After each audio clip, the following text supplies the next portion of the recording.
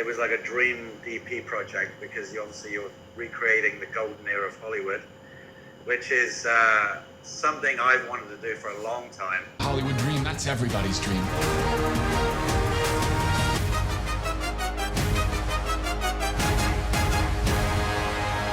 I did a lot of research, and then I kind of came back to Ryan and I proposed a look that was sort of a fusion between like Technicolor movies, and because obviously we're in color, and with flavors of the film noir and the black and white movies of that era. So that was a very simple kind of pitch. I came back to Ryan.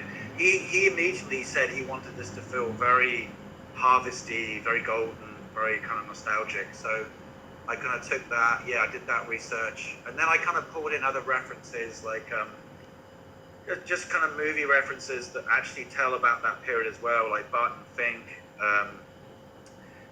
is a great one. It's a very fun period, but it's also a very dark period. I mean, particularly the way that Ryan wanted to lift the lid on the show, as it were, to kind of not make it just all gloss and all, you know, on the surface, for sure, we were going for a very, very high glossy kind of like an accessible look.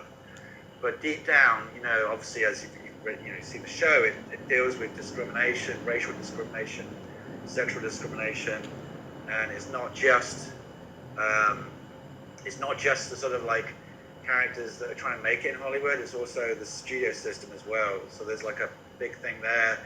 People in the closet quite a lot, you know, trying to deal with their sexuality. And then kind of on top of that, I think it was actually about what we all know is like the abuse of power within the system. So I take it you're in Gone with the Wind?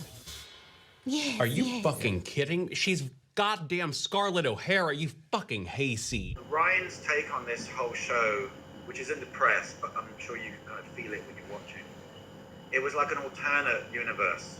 It's not an exact universe that we're kind of referencing from that period. Obviously, there's huge references to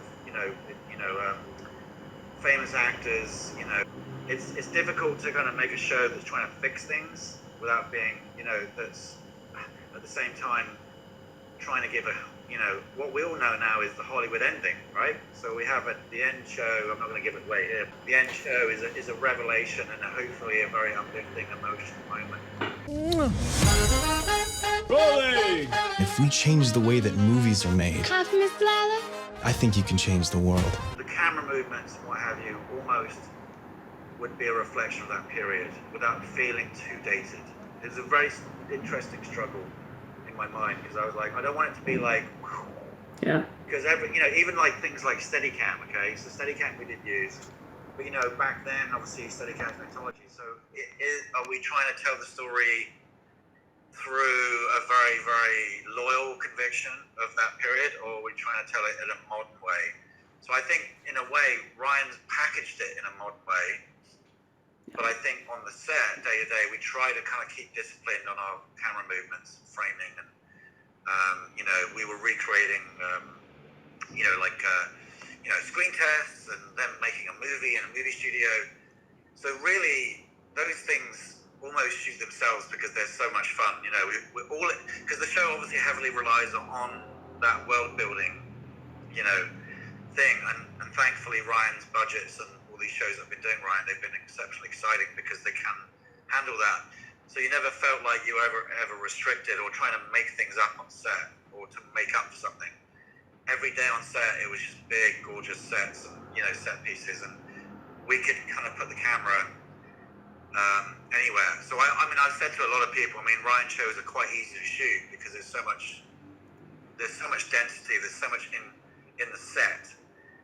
It's compared to where I came from back in the UK, which is a little bit limited. You get in the car with them, have a drink maybe. You know, sometimes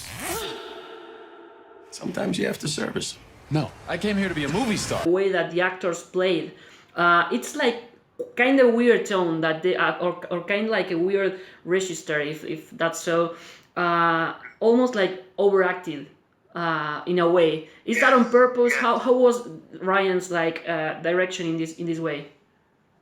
Well, yeah, it's funny because I know, because it's a lot of things like people say they always start a line of dialogue with "say," or you know, "that's swell." You know, there's definitely nuances in their performances that are of that era, and I do believe, weirdly, because the shoot, I did get to know the actors very well, and they're all amazing. But I had my job, and everyone's doing their job. But later on, I was speaking to them, and I've seen interviews where they've done a ton of research for their own individual characters. Yeah. It's interesting. It's very out there. It's very of the period. It's very fitting. But it is. It's big. I agree with what you're saying, because I'm a fan of. I do remember years ago reading about Stanley Kubrick, and he was talking about his favorite actors, and you know, his favorite actors were the actors that were big. You know, there were more. It was not overacting. It was like just a completely bold representation of that character. Yeah. Some people can take it as like overacting. I take it as, you know, that's why if you see The Shining, Jack Nicholson performance is so over the top, but it's totally fitting. You know, Yeah. so that's things cool. So I kind of knew that everyone on set had found their own groove with their characters.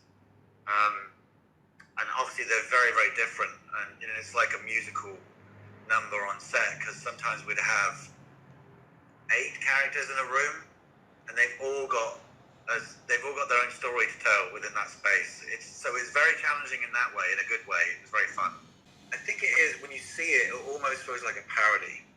Yeah. Like it's like you're doing a funny interpretation of that period, but actually the research that I've done, and you know, and I'm sure people know, it's actually how they spoke. Action! This studio is risking everything. We're already seeing pushback. In fact, I could also say the same for the lighting, because the lighting I knew shouldn't be too over the top, because again, it could end up falling into parody, and at the same time losing power. So the lighting of the show was actually, I kind of took 2 things. I knew it needs to be glamorous, and I knew it needs to be grounded. Because if you want the drama to be speaking through and to be powerful, you can't have everyone walking into a perfect eye light and a hair light that you would have in those period. It would just be like distracting. So I left those moments for when we needed to do them in the movies they were shooting, or you know, the actual, the true cinema within the, you know, the making of, as it were. Yeah. That was definitely where we would use, you know, film noir lighting, and you know, very expressive. But the actual bulk of the show, the color correction was very, very considered, and very, as I say, technicolor.